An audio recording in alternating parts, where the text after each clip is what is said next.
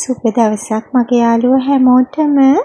ඔන්න එක දිගට ඇදහැළුණු වර්ෂාව නතර වුණු දවසේ ඔයාලත් එක්ක වීඩියෝ එකක් බෙදා ගන්න ඕනි කියලා හිතුවා. ඇතුවත් බැරි නැතුවත් බැරි වැස්ස වෙලාවකට නම් හරිම කරදරයක්. ඉතින් අපිට වැස්සට මේ අපේ පුංචි රටේ සමහර පැතිවලට පොළව ඉරි තලන තරමට වේලිලා. මාත් එක්ක එකතු වෙලා ඉන්න යාළුවෝ විවිධ පැතිවලින් එකතු වෙලා ඉන්නවා. ඉතින් ඔයාලා පැත්තෙත් කොහොමද කියලා පහලින් කමෙන්ට් එකක් දාන්නකෝ. අද උදේ වරුව හරිම කලබලකාරී දවසක්. මොකද පරක්කු වෙලා අවදි වෙච්ච දවසක් නිසා ඉක්මනින් වැඩ ටික කරගන්න ඕනේ. ඉතින් අද මම උදෙන්ම හස්බන්ඩ් වගේම බබාට නැසරි ගෙනියන්නත් එක්ක තමයි කෑම ටික හදාගන්නේ. වෙනදට නම් මං මේල් ප්ලෑන් එකකට වැඩ කරන කෙනෙක්. කාලසටහනකට අනුව. ඉතින් ඒක හරිම පහසු දෙයක්. මොකද අපි උදේ පාන්දර නැගිටලා ෆ්‍රිජ් එක අරගෙන මොනවද උයන්නේ කියලා කල්පනා කර කර උයනවට වඩා ඒක හරිම පහසුයි.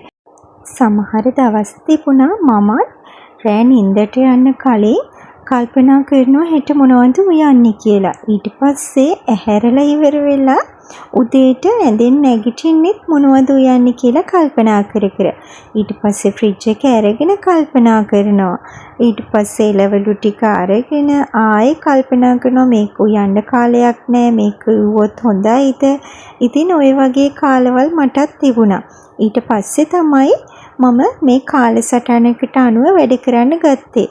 සමහරු කියයි අනේ ඕවා බොරු වැඩ, කාලසටහන් හදාගෙන උයන්න පුළුවන්ද, ඕවා මොන වැඩද, ඒක ලියන්නත් කාලයක් යනවනේ අපරාධේ කාලේ කියලා. ඇත්තටම මාත් එහෙම හිතපු කෙනෙක්. ඒ වුණාට ඊට පස්සේ ඒ දේ ක්‍රියාත්මක කරන්න ගත්තට පස්සේ ඒකේ තියෙන පහසුව ඇත්තටම කියලා නිම කරන්න බෑ. ඉතින් ඔයත් මේල් ප්ලෑන් එකකට වැඩ කරන්නේ නැති කෙනෙක් නම් අද ඉඳලා පුංචි කාලසටහනක් හදාගන්න. ඉතින් අවශ්‍ය කෙනෙක් ඉන්නවනම් මට කමෙන්ට් එකක් දාන්න. මම ඒ ගැනත් ඔයාලට ඊළඟ වීඩියෝ එකේදී කියලා දෙන්නම්. ඉතින් ඊට වඩා තව වීඩියෝස් ගොඩාක් තියෙනවා එක එක channel වලින් කරන. ඒ වෙනුත් ඔයාලා බලලා ඔයාලා කැමති අදහසක් ගන්න. ඉතින් මේ ක්‍රමය හරිම පහසුයි. ඉතින් අද මම මේ මේල් ප්ලෑන් එකකට නෙමෙයි වැඩ කරන්නේ. මට මේ සතියේ ප්ලෑන් එක හදාගන්න අපහසු වුණා. ඉතින් මම උයන්න ආවේ හරිම සරල රෙසිපියක්. ඒ වුණාට කිචන් එකට ආවට පස්සේ මට හිතුණා ඊයේ හම්බ වෙච්ච කොස් වගේක් තියෙනවා. ඒක ටක් ගාලා උයා ගන්න ඕනි කියලා. මොකද කොස් ෆ්‍රිජ් එකේ දාලා වැඩි දවසක් තියාගන්නත් බෑ, සවුත්තු වෙනවා. ඉතින් ඒ නිසා මම මෙච්චර කාර්ය බහුල වෙලාවේ පරක්කු වෙලා නැගිටලා කිරි කොස් එකක් හදන්න පටන් ගත්තා. පරක්කු වෙලා නැගිට්ටුණත් එක පහසුවක් තියෙනවා. මොකද මම කලින් දවසක පොල් ගාලා තියාගන්නවා දවස් 3-4කට වේගයේ ඇති වෙන්න. ඉතින් ෆ්‍රීසර් එකේ පුංචි කප් වලට දාලා තියාගන්නවා. හෙට උයන්න තියෙනවා නම් උදෙන්ම මං කරන්නේ අද රෑට ෆ්‍රීසර් එකේ තියෙන එක කප් එකක් අරන් ෆ්‍රිජ් එකේ යට කොටසට දාලා තියෙනවා. ඊට පස්සේ පහවදාට මට තියෙන්නේ උණු වතුරට දාලා පොල් ටික මිරිකලා ගන්න. රසේවත් පොල් වලවත් කිසිම වෙනසක් වෙන්නේ නැහැ. උඹ ඒ විදිහට අපිට පොල් කල් තියාගන්න පුළුවන්. ඉතින් ඒ වගේම තමයි කරපිංචා රම්පා වගේ දේවල් මං කලින් දවසේ හවස කඩලා ගෙනල්ලා තියාගන්නවා. මොකද ඒ වෙලෙට මට එළියට යන්න උවට කරදරයි, මේ කාලෙත් යනවා ඒක නිසා. ඉතින් ඔයාලත් මේ විදිහටද කිරිකොස් එක හදාගන්න කියලා බලන්නකෝ. සමහර දවස්වලට නම් මං ටෙම්පරාදුවක් දාන්නේ නැහැ. නිකම්මයි කිරිකොස් එක කිරි දාලා හදාගන්නේ. ඉතින් අද ටෙම්පරාදු කරලම කිරිකොස් එක හදාගන්න ඕනි කියලා හිතුවා. ඉතින් එක එක දවසට එක එක විදිහට හදනවා.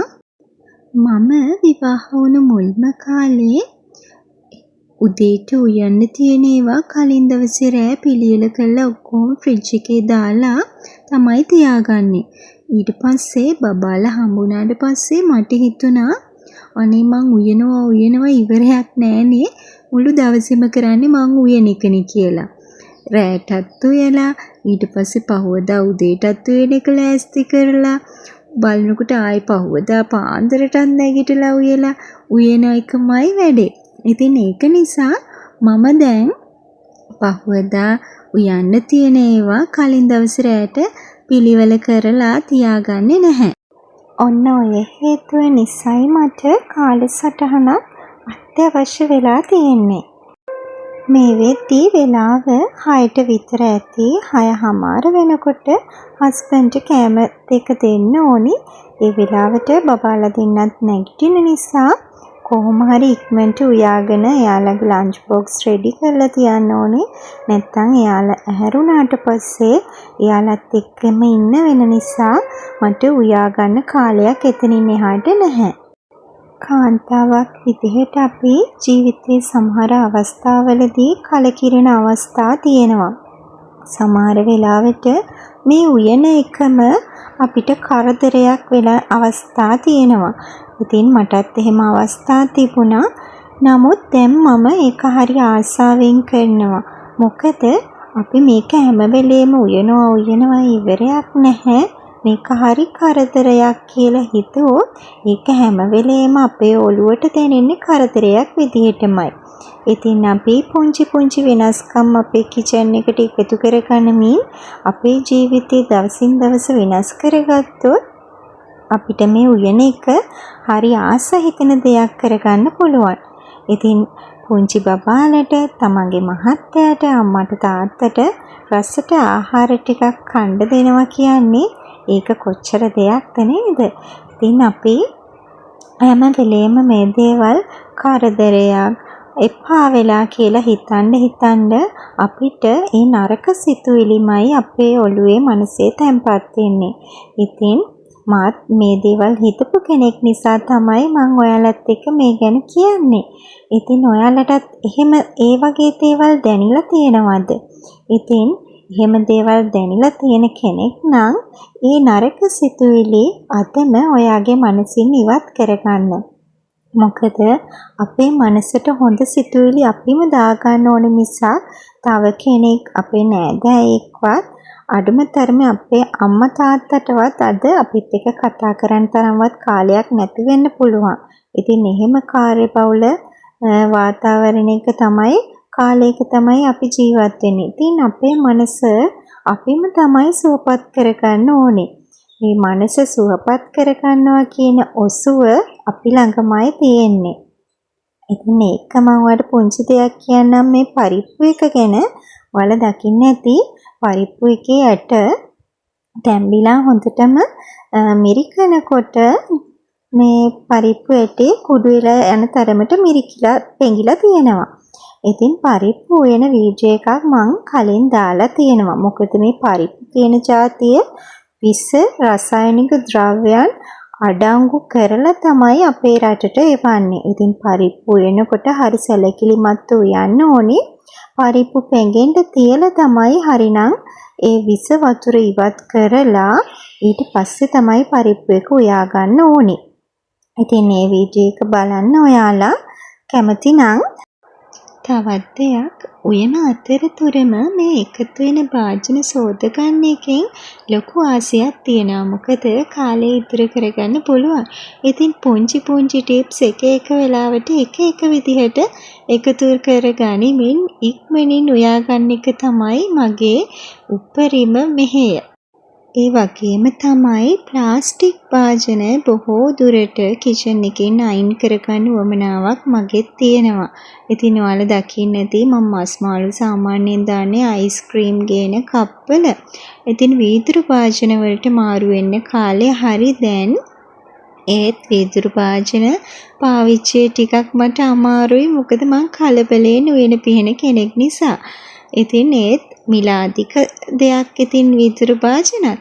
ඒ නිසා පොඩ හරි කිචන් එකට අලුතෙන් එකතු කරගන්න හීනයක් මටත් තියෙනවා. ඉතින් ඔයාලත් ප්ලාස්ටික් භාජන පාවිච්චි කරනවා නම් ටික හරි වීදුරු භාජන වලට මාරු වෙන්න බලන්න.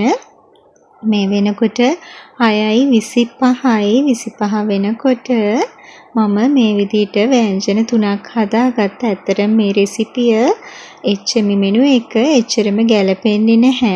ඉතින් කිරිකොස් එක්ක යන්නේ සාමාන්‍යයෙන් අඹ ව්‍යංජනයක්, කරවල බැදුමක් ඒ වගේ දෙයක් නේ. ඒ වුණාට මේ කෑම එක ඇත්තටම උදේ බලනකොට හොඳට රසට තිබ්බා. මොකද මං ඒත් බබාට ලන්ච් බොක්ස් එකට බෙදුවෙත් අනේ යා කයිද දන්නේත් නැහෙනි කියලා හිතලා.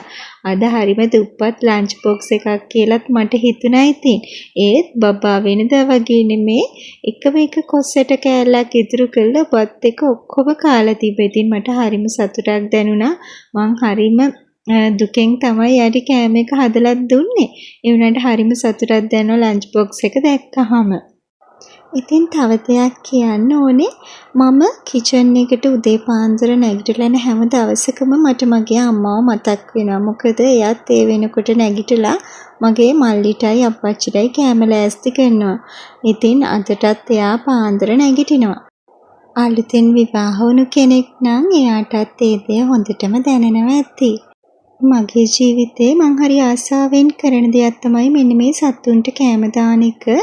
ඉතින් මට මහා සංඝරත්නයට දානයක් දෙන්න තරම් එච්චර දැනුමක් වගේම කාලයක් එහෙම අවබෝධයක් තවම නැහැ. ඉතින් ඒ නිසා මෙන්න මේ පුංචි පුණ්‍ය කර්මයට මං හරිම කැමතියි.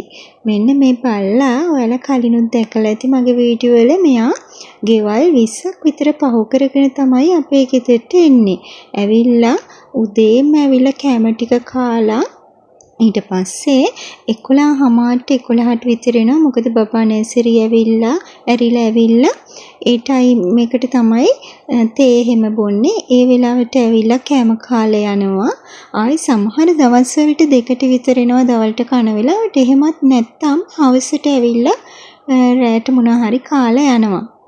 ඉතින් එයා ඒක දැන් පුරුද්දක් කරගෙන ඉතින් මෙයාලත් සංසාරේ කවදා හරි අපේ ඥාතීන් වෙලා අපි ළඟම හිටපු අය වෙන්න ඇති. මොකද ගෙවල් ගණනාවක් පහු කරගෙන මෙහෙට මෙන්නේ කෑම කණ්ඩම කියන අරමුණකින් නෙවෙයි කියලා එයාගේ මූණ දැක්කාම හිතෙනවා. ඉතින් ඔයාලා ගෙදරටත් මේ වගේ සතෙක් එනවා නම් කවදාවත් ගහලා පන්න ගන්න එපා. සමහර බල්ලෝ නම් ඉන්නවා හරිම කරදරකාරී අය. ඒත් මෙයා එහෙම කෙනෙක් නෙමෙයි. ඉතින් මේ බලන්න මේ අපේ ගෙදර ඉන්න පූසා. මෙයා බබාලා මොන්ටිසෝරි යනකොට බබාලව වීල් එකට දාන්න ඒ තැනට යනකම් පස්සෙන් එනවා. ඊට පස්සේ එයා අපි එනකම්ම පාරට වෙලානේ බලාගෙන ඉන්නවා.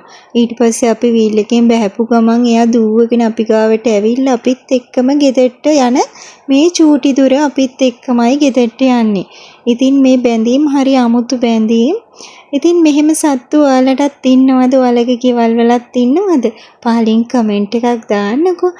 ඉතින් අද වීඩියෝ එකේදී විශේෂයෙන්ම ඔයාලට මතක් කරන්න තියෙන කරුණ තමයි කාලසටහනකට අනුව වැඩ කරන්න කියන එක. ඉතින් වීඩියෝ එක හොඳයි නම් ලයික් එකක් දාලා කමෙන්ට් එකක් දාන්න.